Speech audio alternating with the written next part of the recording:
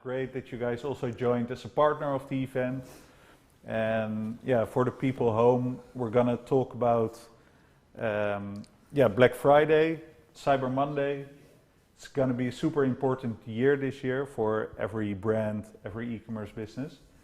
And I think you guys have insights of the last couple of years. I know you can't share everything, but I would like to just see where can we get the best tips and tricks from all different kinds of businesses you're in, and how can we make sure that everyone who's watching today is like geared up for this year. But before we start, maybe you guys can start with a small intro and tell a bit about your company, and then after that we can go into Black Friday, Cyber Monday. Ladies first. Well, I'm Samantha and I work for Klarna, and at Klarna we make shopping smooth. So we do everything to enhance the shopping journey. We're most famous about our pay later solution. So as a retailer you get paid in full and your customer can pay later and organize their finances on their own. And we're doing that with now 200,000 merchants in the whole world, and in the Netherlands with around 15,000. So very happy. Yeah, it's going well at Klarna. Yes. That's good to hear. We've been Decacorn, so things are going great. Yeah, I saw some news on Klarna. Congrats on that. And great to have you here. Thank you. And yes, my name is Louis. I'm from Paris. I just arrived to Amsterdam yesterday. So I'm partner manager for Europe at Gorgias. And Gorgias, we are a help desk and live chat solution for e-commerce. Yeah. So our first integration was with Shopify 3 years ago.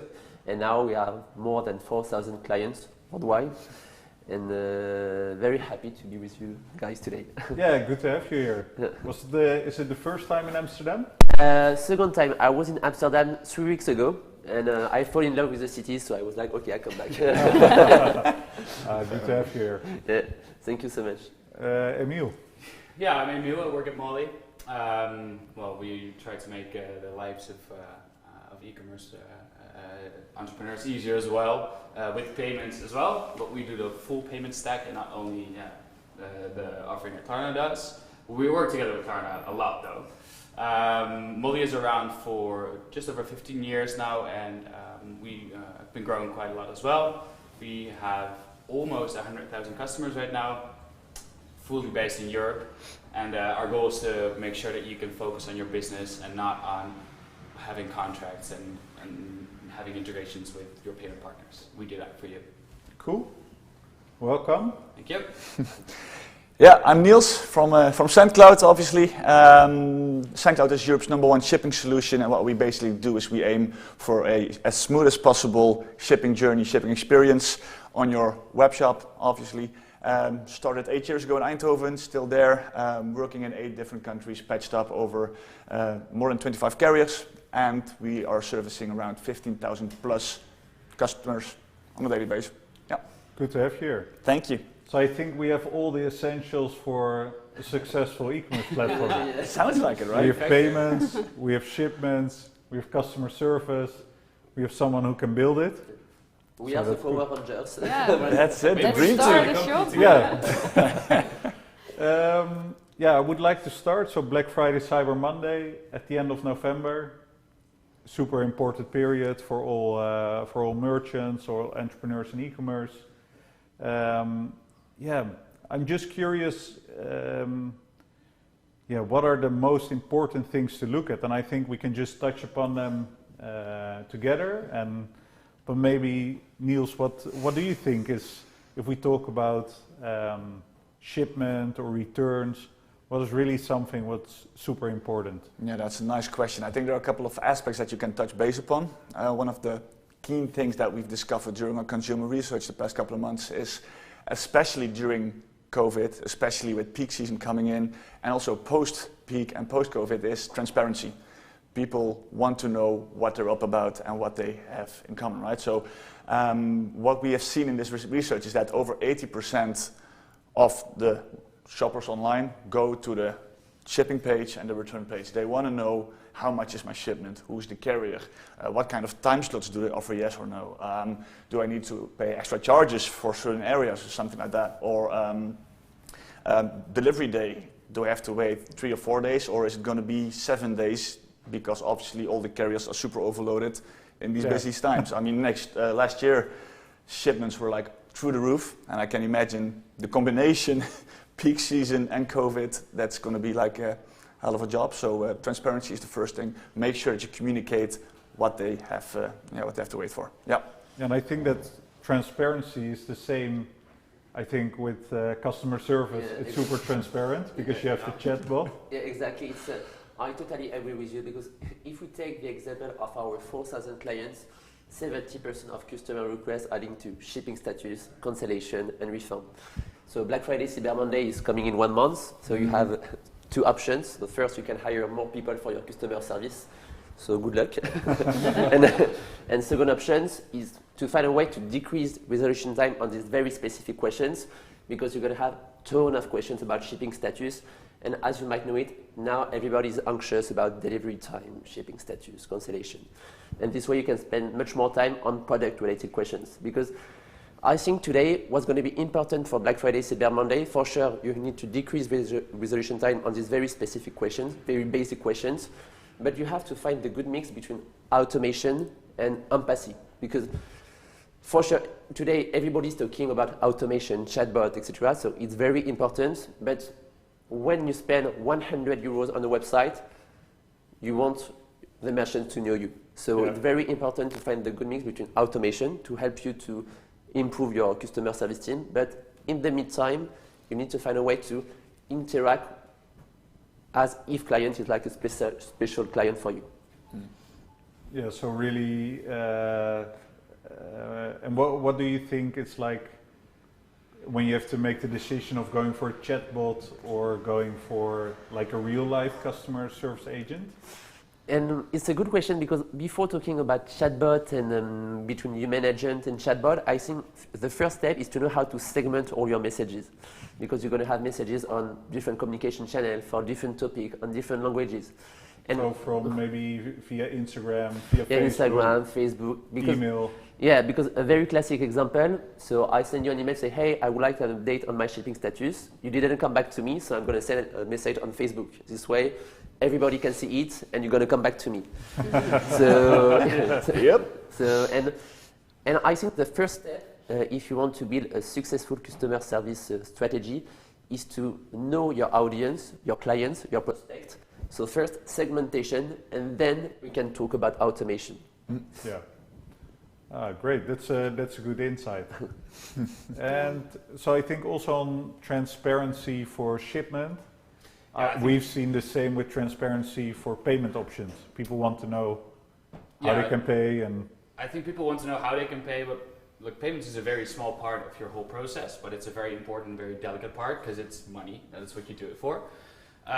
So first of all, having a partner that you can actually trust is important. In a lot of ways. I think it should be in transparency, so knowing what kind of payment methods you can offer to your customers, knowing what kind of pricing you have, and always having that clear. But also knowing that you can trust your partner to actually be there for you when you need to be. And I think, well, I get the question, what's the best Black Friday, Cyber Monday tip? I get that every year, obviously. I think more than every year, this year it's most important to focus on stability and making sure that everything you need is there. Because the peaks are definitely going to be higher this year than the other years. I think. You think, and we all think. So I think having a partner where you're sure that they're there and they're transparent in their communication. So even like we know where it's going to get very busy during those days because everybody's doing everything last minute. That's just how it works. Yeah. So we will get a load of questions in the days coming. Like in the do you really see that some merchants start preparing 3 weeks in advance? Yeah, so, some 3 days, Yeah? some 3 weeks, some Sure. half a year, definitely. So Yeah, yeah. 1 hour. There's a lot of people just giving me calls, bigger companies, like, do you have any tips for what kind of payment methods I should activate? And like, I do, and I do for like 2 years, 3 years already. Ask me whenever you like. So, and also what I think is very important this year is we know that there's going to be bigger peaks, but maybe think about how you can flatten those peaks. So you saw a trend last year where it was Black Friday was not just a day, it was a whole week. Like Bol.com did it. I think that's a good thing to think about that. Why have it all in one day if you could just spread Can it they out? not do it like the whole year? We could do that. If the discounts are so big, why don't do We it the can whole do the year? same thing. Yeah. Well, I think it's a smart move to do so. Not only for your customer service, but also for your fulfillment. Just flatten your peaks and make sure that the stability. You always want to have a stable partner. Sendcloud, Mollie, Klarna, Giorgias, whoever you pick. But you also just why go and find the edges of the stability? Just spread out the peaks. Also a very smart move. Flatten the curve. Flatten Yeah. the curve. Yeah. And what do you think about offering or the amount of payments of options you offer? Because sometimes you want to offer Yeah. like 20, but Yeah. maybe you just want to focus on the top 4. What's your opinion? I on think that? I think having more payment methods is usually a better thing if that really suits your customers. I mean, if you only sell in the Netherlands and Belgium, well, maybe you don't need 20 payment methods. But if you sell over whole Europe, just have everything, but make sure it's sorted in the checkout. So the relevant payment methods show up first, and like a Belgian payment method that is not relevant for a Dutch customer, obviously. So I would say more payment methods is definitely better, and be critical in what payment method you use. For instance, I talk to a lot of merchants who say, well, Klarna is expensive. That's something you hear very often. But when you start explaining why Klarna is so valuable for your business, flattening a curve. But Black Friday is the end of the month, so maybe on Monday people don't have their salaries yet. Yeah. So why not use Klarna to flatten that curve again? And just explaining what the value of a payment method is something like people just know ideal and credit card, and that's it. And explaining that whole process and how it can be of value is very interesting. Yeah, and then just communicating it to your customer, that's the most important step, because you can, if you offer those flexible payment methods, it can be also a reason to buy that product at that time.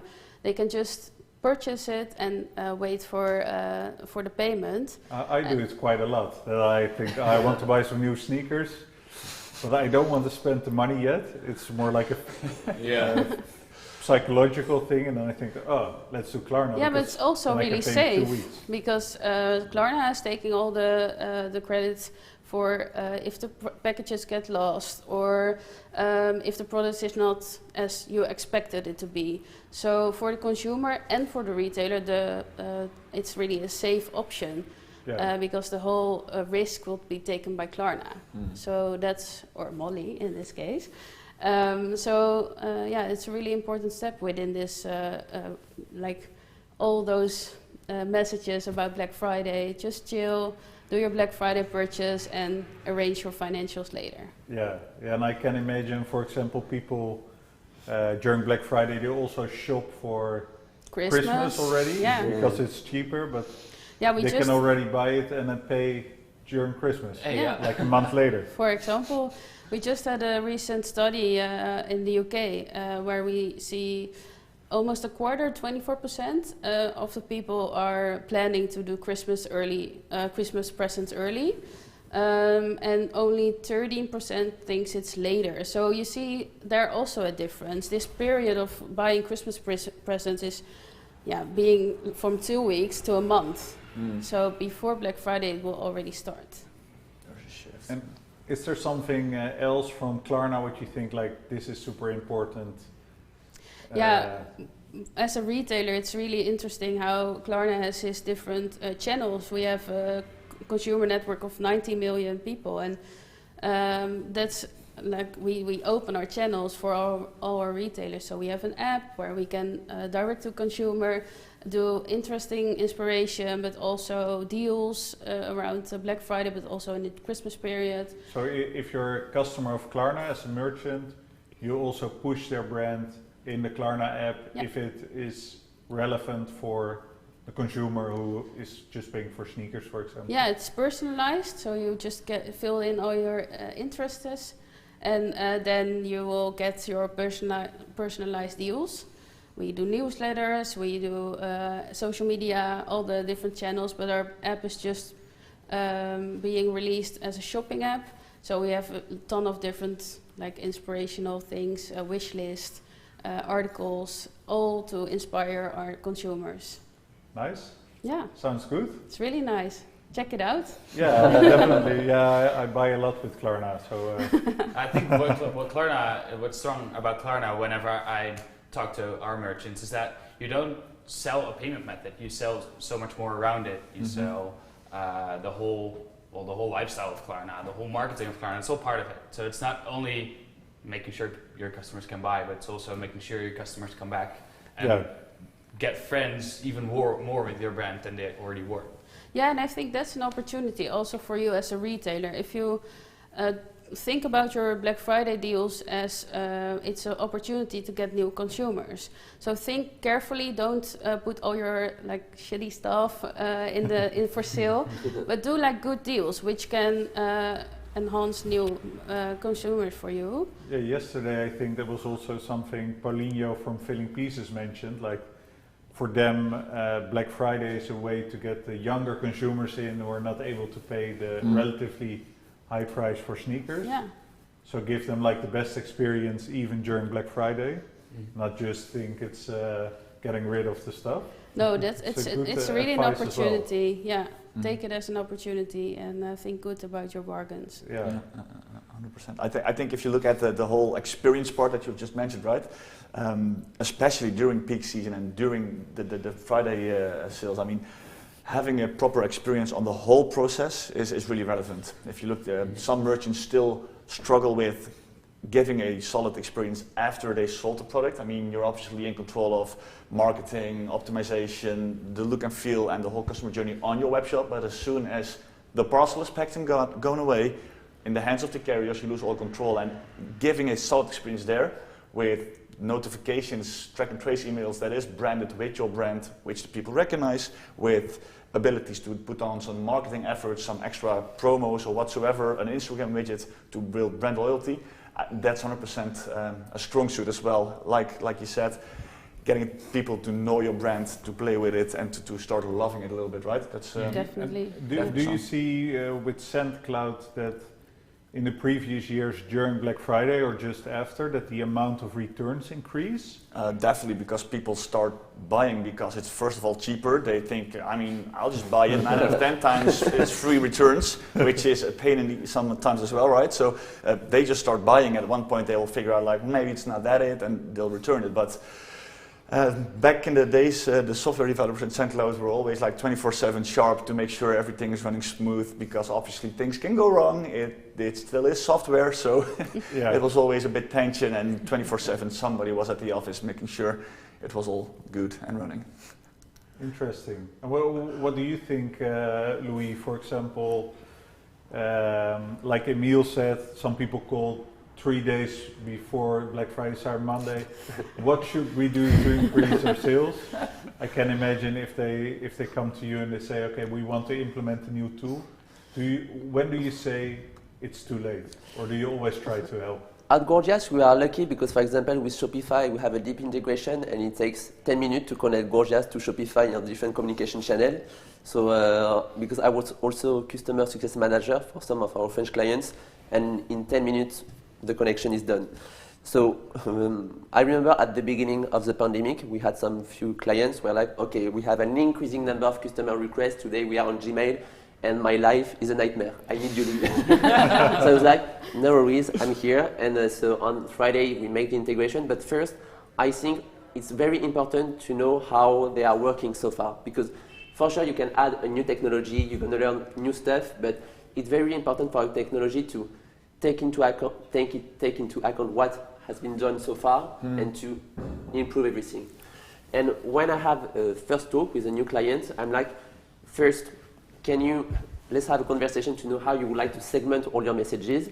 And then what is important, I think today with your customer service platform is to have everything in one single platform. Because today, your clients will reach out to you by email, Facebook, Messenger, Instagram, and sometimes your clients they're going to ask you the same questions everywhere. So if you have one agent by communication channel, for you it's a waste of time, and the experience is very bad for your clients.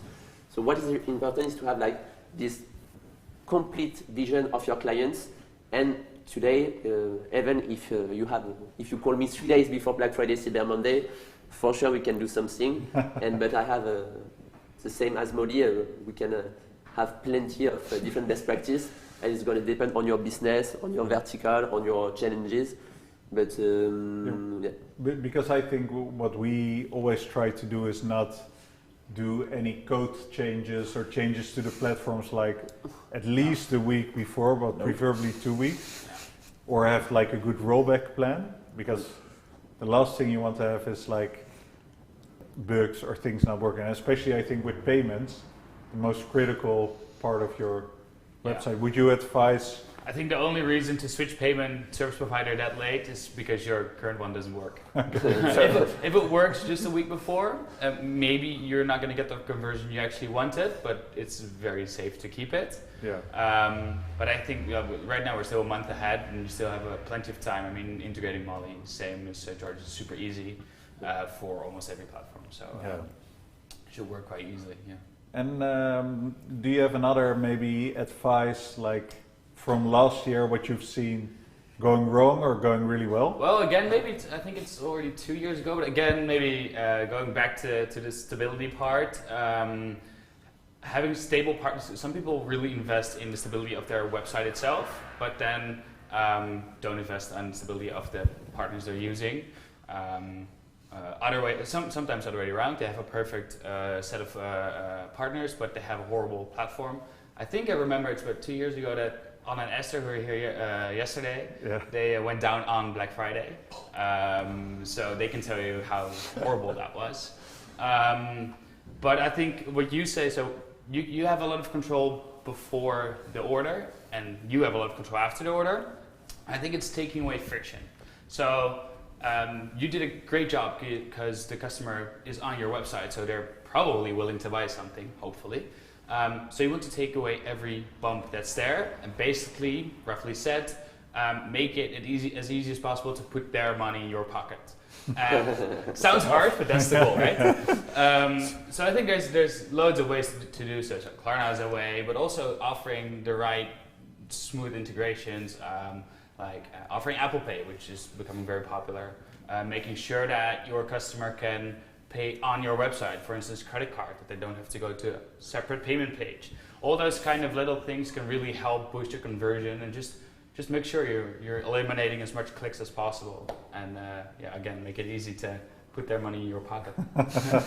And I think today when you choose a technology, so you talk about Ferrari during your previous conversation, and for sure it's great to have a great platform, but the support is all the more important, because, for example, so if we talk about customer service and help desk solution, so we are a deep integration with Shopify, and sometimes we are talking with other help desk solution, and they don't really know about Shopify, they don't really know the challenges about e-commerce, etc. Mm-hmm. So even, for sure, it's very important to choose a good technology, but you have to make sure that you have a strong support behind. Yeah.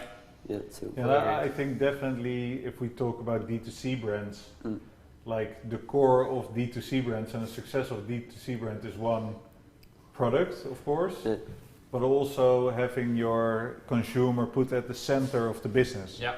Because you have direct contact with your consumers, you get direct feedback, and you're able to improve your product. So, for example, if someone you see in the chat or via the email that the sneakers are shit because the laces break after 2 weeks, then you know we need to take action. But if you sell through an Amazon or bol.com, you will never get that feedback. Yeah.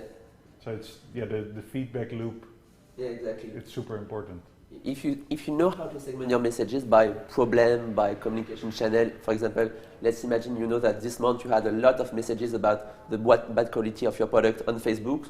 So first, it's bad for your brand on social media, and then you know, okay, we need to work on our product. Because yes, I totally agree with you. So your clients are your best advocate, and if you have a lot of bad feedback 1 month, it's like a clear, important point for you to improve your product. Yeah. What I was wondering, like payments definitely a big part, right? You told us like a couple of minutes ago about the increased number of orders during peak season. Obviously, that will result in returns as well. We found that during our research, there was a lot of friction and attention on the payback time, like the refund time, before people would like to have their money back, so in order that they can spend it again, or at least be safe and happy and willing to buy again. How do you guys feel about that? The days or the amount of days that you maximum should have before you refund the clients? Yeah, good point. So I think you can automate a lot of this. If you have the right platform, which is connected correctly to your payment service provider, when you get a return, you scan your return, and the money goes back automatically. Cool. I mean, right now it's usually a business day. Can be a little bit more if you're using credit cards, for instance.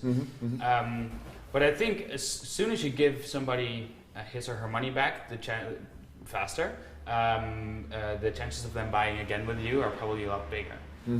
So I think there's two developments which are very interesting. One is I know a company that actually doesn't give you the money back straight away, but it gives you credit into their account. Cool. So you can buy again, or you can say, okay, pay back. I think Is it KLM?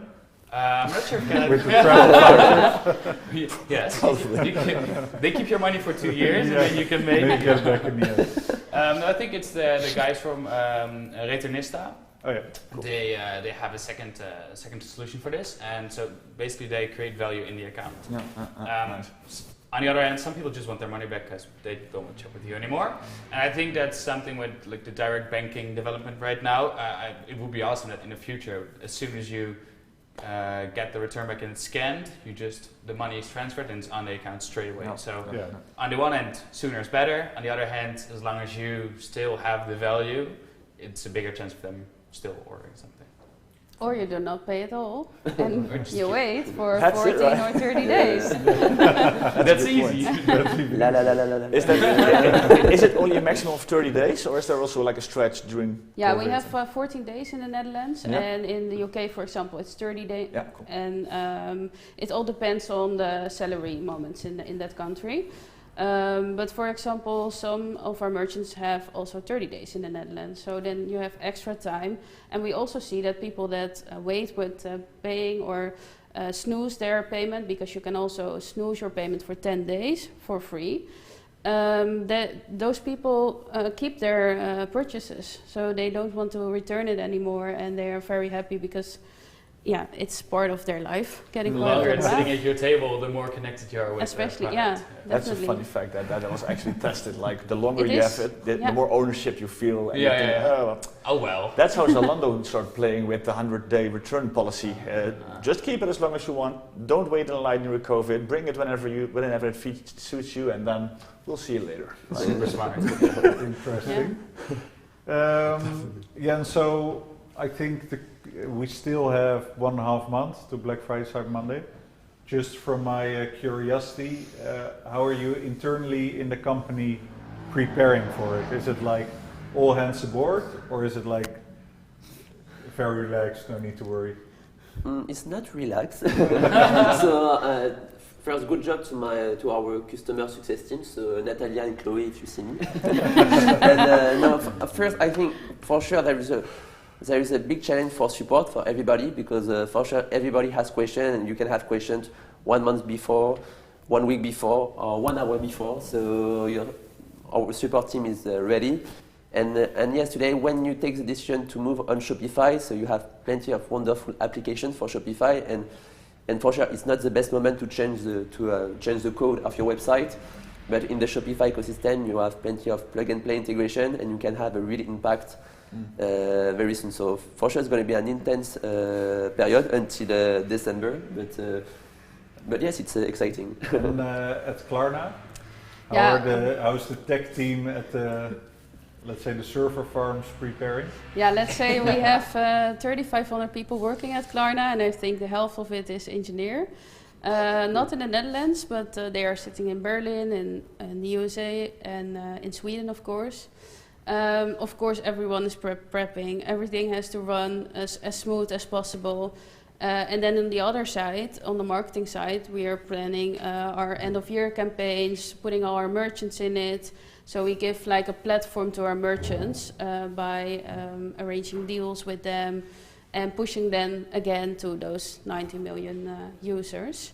So those things are in preparation. Yeah. And for you guys, how is it? Same for us. We're all preparing, and I think we're ready. I mean, we've proven to be able to handle high peaks with like big ticketing of concerts and those kind of. So we can do it, but every year it's exciting, and I think what we do every year internally is we have a little competition with the whole company. You can guess how much money is flowing through our machine in 24 hours, and the one that gets the closest wins something like. Nice. I think once you can win a bike or a weekend to Paris or something. That's fun. Yeah. I want to do that with parcels. You can do the same. Good idea. I'm going to introduce this with parcels. Hope if you're listening. Let's do this. That's nice. Do it. Yeah, it's fun. And at Gorgias, it's going to be how many customer requests we have during Black Friday, Cyber Monday. Exactly. Yeah. Cool. Yeah, at Sendcloud we have been hiring over 100 new people for the last 6 months. All make sure that they're onboarded, ramped up on customer success, really important payments, obviously software, sales. We grew the whole team, consultancy, especially partner management as well. We see especially sales and partner management, the combination is having quite a good time nowadays with all the web shops preparing for the big wave that's coming up, and a lot of input there, a lot of cool insights, and happy days. Nice. Eager. Interesting. So I'm curious if we have some questions in the chat. Ooh, we have. We're gonna try Nice. and get the questions up. Suspense. Spannend. Not yet. No, I think the connection is not doing that well. Maybe until it's working. How are you guys preparing for Black Yeah, Friday with the that's clients? a I was good going to say. Do you have So- competitions as well, or is it? No, we don't have competition. So we have a team which is like standby in the office, and that's actually Day and night? kind of day and night. Yeah, it depends. Some clients really request it, but we see based on data like when the orders go down and we can slowly go to sleep. But I think with the platform we're using and the way we structure our platforms or our e-commerce platforms, we don't have to worry because it's all SaaS solutions. So we use the best SaaS solutions and we trust them that they make sure that all the services are up in the air. Yeah.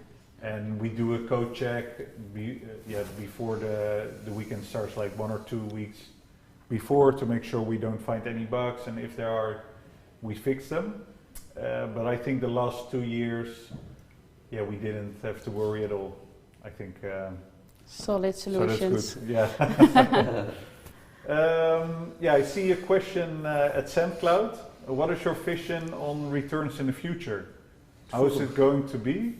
As green As a as green, possible. how is it going to be as green as possible? Lots of people often just order twice without thinking nowadays. Yeah. That's one of the things, right? We just mentioned that people start ordering because it's free, because it's easy. First thing, make sure you have a solid return policy, return options. Not a great hassle to return, but just easy. Fill in an online form via some sort of app or whatever, and make it easy as possible. Like I said, offer green solutions. People are more aware of this right now. Cool initiative I just recently saw is that Picnic is also taking care of returns nowadays. That you can deliver your DHL parcel. I mean, all these kinds of initiatives are really going to make a difference in the future. And then again, I like to dream. I'm a real dreamer. I mean, I can see some drone companies having drones flying around and then just pick up your parcel, go back up in the sky, so you don't have the emission of the trucks anymore. But definitely make sure the whole return option is as green and as solid as possible. Yeah. I think it's definitely something to think about, but you cannot fix it as one company. You need definitely. to, because all the trucks are running. Probably, I heard like every truck is only filled on average for like 25 or 30%. Which is a pity. So if you would combine everything, problem solved. True. Even see like initiatives like local pickup points that smaller people just can, or the smaller companies can bring it to this one certain location, and one truck is delivering it to the parcels for the certain carriers, stuff like that. I mean, a lot of cool things that still can be done, but yeah. I think it's a cool development that in the city you see loads of bikes now and other vehicles and just big vans. Yeah. Which is, so picking your carrier can be something like, you can obviously go for the cheapest one, but you can also go for the best one, greenest one. environmentally Eco-friendly. friendly. Yeah, exactly. Yeah, Definitely. I see the next question on the screen. At Mollie, Emile. Yeah, great question. Shopify has its own payment system. How does Mollie work or replace them? Good question. So Shopify definitely became a competitor of Mollie when launching Shopify Payments. I think Shopify even said something like, even before Shopify Payments actually, they said, we're not a SaaS company, we're a payments company, because they only care about volume flowing through, because they make money on every euro that flows through their system, or by getting a percentage of the revenue, or by doing the payments in this case. So you can use Shopify Payments, and I mean it's payments. You can pay, and that's it. But Mollie has a very nice integration with Shopify, and the good things that Mollie has different than Shopify Payments, which is basically Stripe, is that we have a lot of local knowledge of the European market. We are very close to all the retailers. We are available for service, which can be very different for bigger companies. They're usually harder to reach. But I think especially our experience in these markets is something that really makes us unique and maybe even more valuable than a native integration with the Shopify. Yeah, I think what we see, so we get the question a lot, like which payment options should we take, and you have a lot of them. But I think what I really like from Mollie is that you're super localized. So you have obviously all the big payment options, but also payment options in the Netherlands where I never even heard of, but people probably pay with it. So and that's if you want to scale throughout Europe and you want to grab the whole market, you need to have the localized payments. Yeah, you need to know what's going on in the market, and that's by offering the right product, but also by having the contact. Like the fact that we're sitting together here means that if you have a question for one of your customers, you can just directly come to us. Because we have very short lines. You call me, I call you. Calling Shopify or Stripe in this case is it's along the lines. Right? Yeah. So I think that's one of the strong suits that you guys basically do on a daily basis, really building out this community and be there for not only merchants but also creative agencies who are in this battlefield daily and really working out. We're not only there to just provide payments, we're there to actually grow your company together. Yeah, nice. Doing payments is, well, let's be honest, it's just shifting money from A to B, but being able to offer something extra and making sure you actually make more money because we can give you tips and tricks, and we think with you and we take a look at your website and see what can be done better, that adds a lot more value than just offering the product.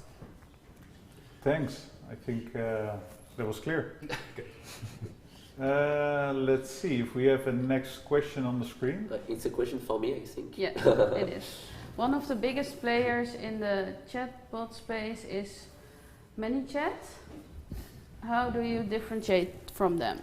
So at Gorgias, for sure we have a live chat solution, but we are a help desk and live chat solution. This means we're going to gather all your communication channels, so email, live chat, Messenger, Facebook, Instagram, in the same application. So we're going to work with solution with ManyChat, so it's not a real, it's not a competitor.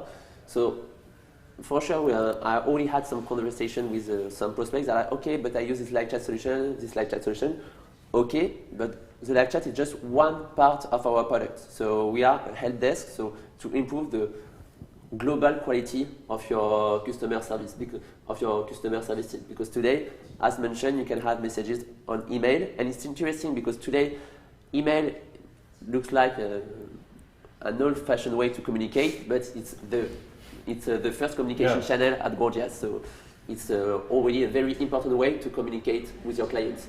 And for sure, live chat is a very important tool. It's great because, for example, when I'm going to spend, I don't know, 200 euros on a website, I want some advice now. So the live chat is very great to have some insights right now. But when you use a live chat, you really need to have a clear strategy behind. Because if someone asks you a question on your website, so they are ready to know more about your product and your website, and if there is nobody to answer to the message, it's very frustrating. And as you might know it now, the competition is very fierce in the e-commerce ecosystem. If I have a bad experience, if it's not clear to find my answers, I just need to Google to find another alternative or to find something else, and to find another product. So I would say yes. At Gorgias, for sure, we have the live chat part, but we are a help desk solution. So really for customer service in general. Great, thanks. I think looking at the time, yeah, this was the last question. Thanks a lot, guys, for being here. I hope everyone viewing the webinar got inspired, maybe got to know a new company they didn't know before. So definitely we'll send out like a follow-up to all attendees with, I think, some reports also from your companies, some links, and as well the advice in the white paper. Cool. Yeah, thanks a lot.